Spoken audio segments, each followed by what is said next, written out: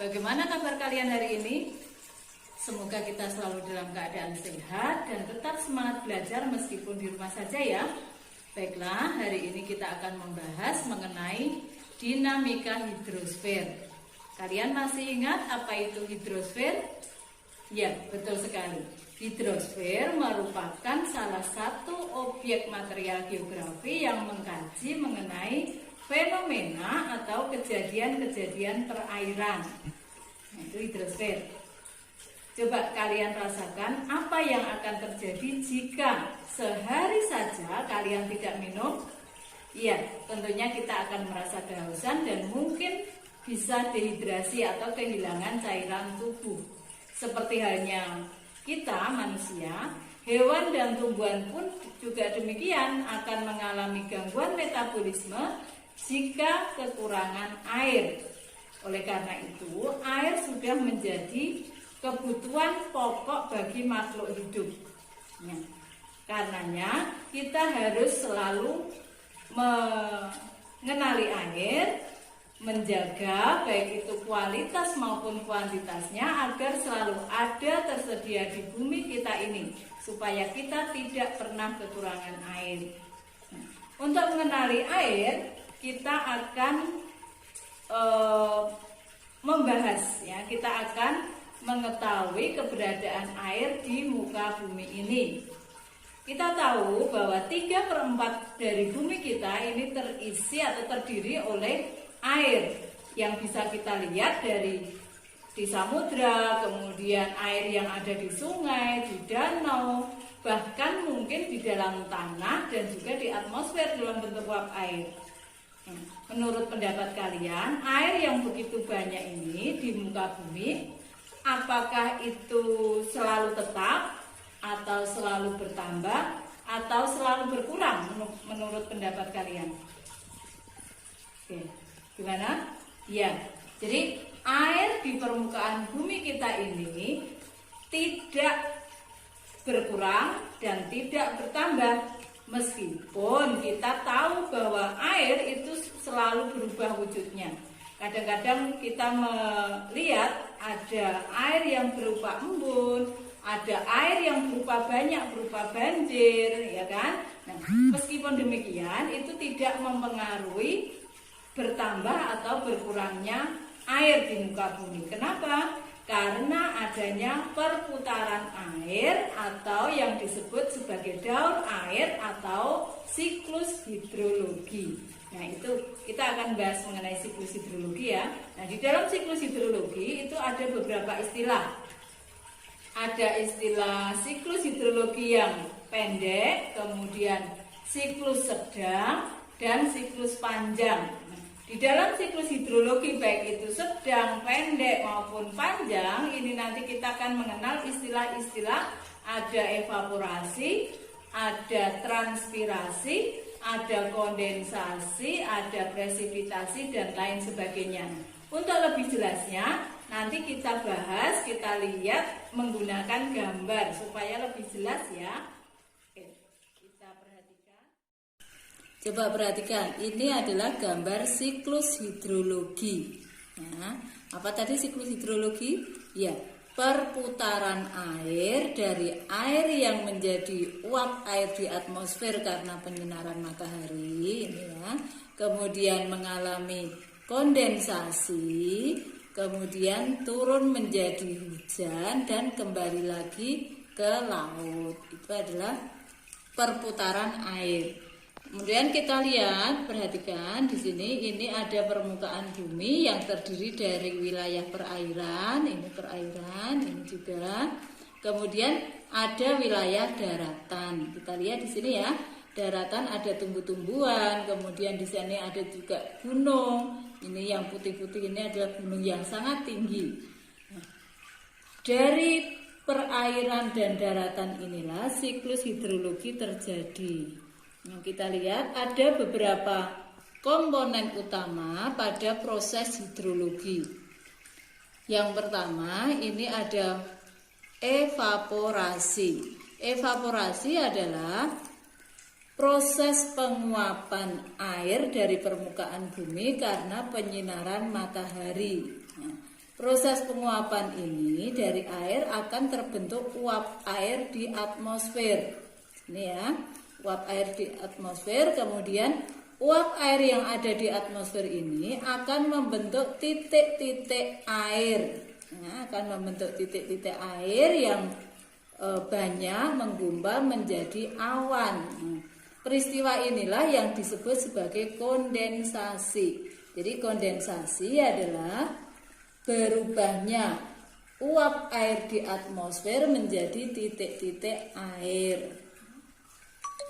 Ya.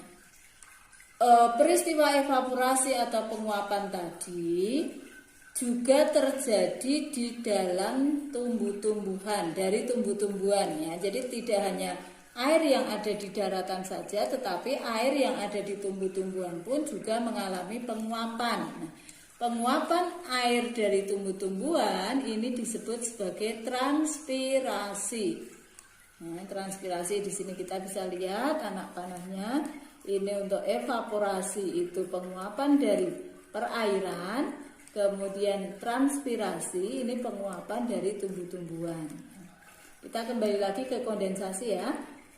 Setelah mengalami kondensasi, awan semakin lama akan semakin jenuh. Nah, jika awan sudah menjadi jenuh, maka dia akan menurunkan hujan, menurunkan titik-titik air dalam bentuk hujan yang disebut sebagai presipitasi.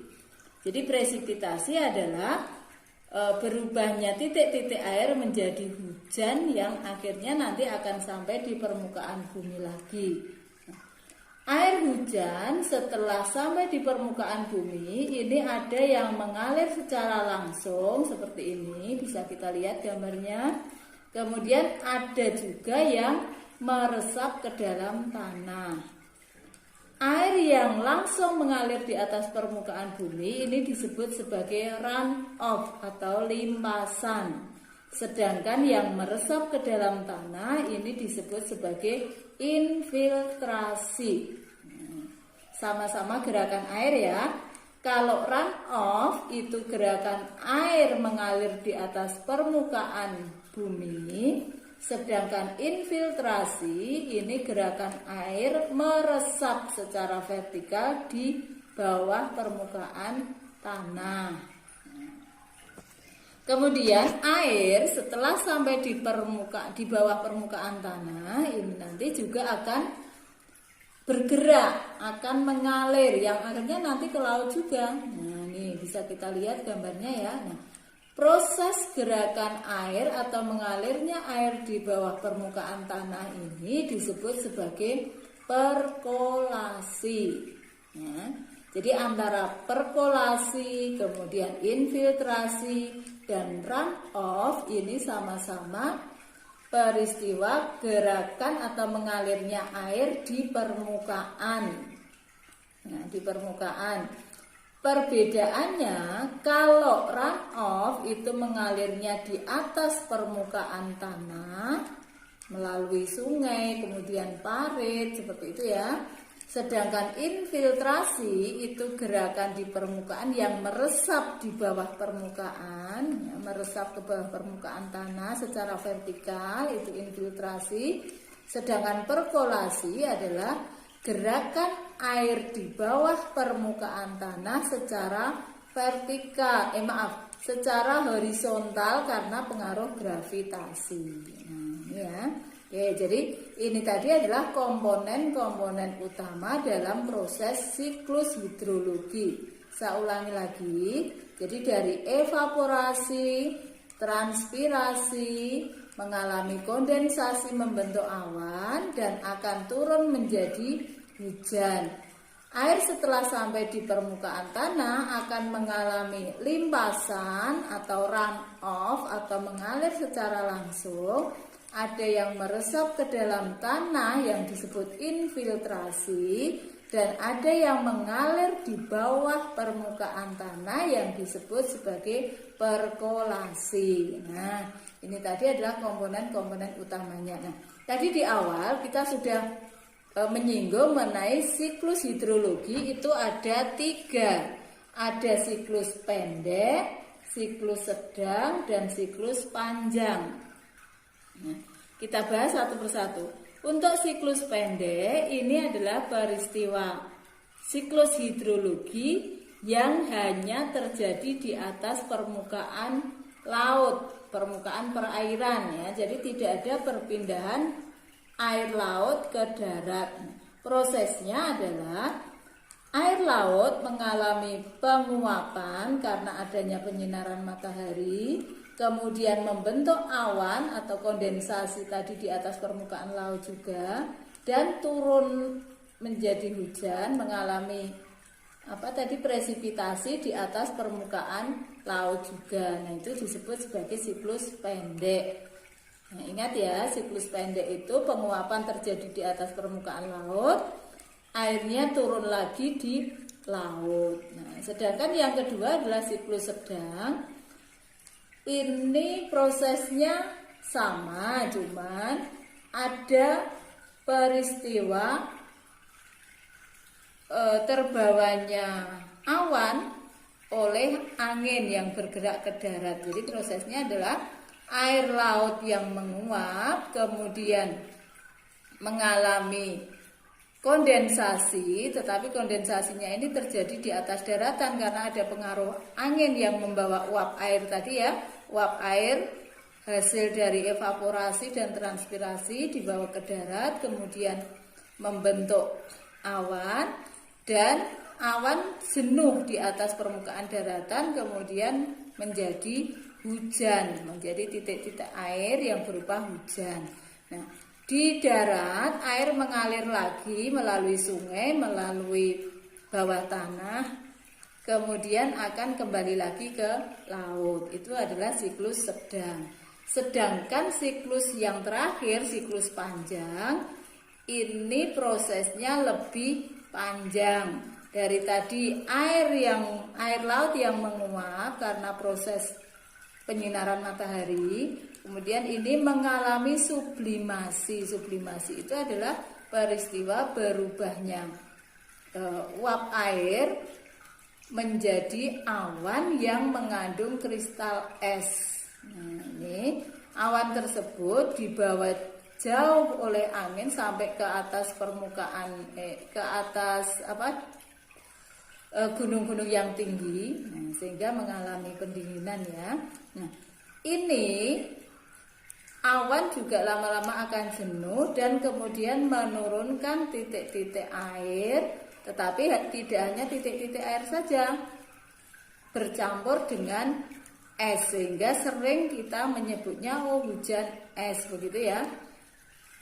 Kalau di daerah kutub hujan salju, jadi kadar air dan esnya lebih banyak esnya, sehingga disebut sebagai hujan salju. Nah, salju atau es yang tadi jatuh dari awan ya, dari awan dijatuhkan menjadi hujan es atau hujan salju tadi akan membentuk gletser ya, di permukaan bumi akan membentuk gletser atau salju yang kemudian mencair melalui sungai-sungai gletser, dia juga akan kembali lagi ke laut. Nah, inilah yang kita sering menyebutnya bahwa air di permukaan bumi ini tidak pernah berubah.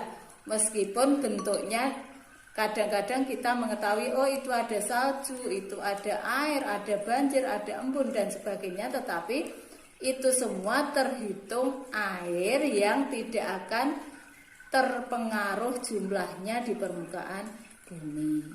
Oke, sampai di sini sudah jelas? Ada yang ingin ditanyakan? Tidak ada ya? Oke, kalau tidak ada, untuk mengakhiri pembahasan kita tentang siklus hidrologi saat ini, ada beberapa tugas untuk kalian yang nanti juga akan kita kumpulkan melalui media WA saja. Gitu ya. Oke. Itu tadi penjelasan mengenai siklus hidrologi. Sudah jelas ya? Oke. Untuk mengakhirinya, Bu Aminah ada tugas untuk kalian. Coba kalian gambar ulang skema siklus hidrologi tadi beserta penjelasannya menurut kalian. Ya, menurut pendapat kalian nanti akan kita cek bersama-sama. Kalian kirimkan melalui WA saja ya. Oke, terima kasih untuk hari ini. Semoga apa yang kita bahas tadi bisa bermanfaat untuk kita dan itu sebagai bekal untuk ulangan yang akan datang. Terima kasih. Saya akhiri. Wassalamualaikum warahmatullahi wabarakatuh. Sampai ketemu lagi.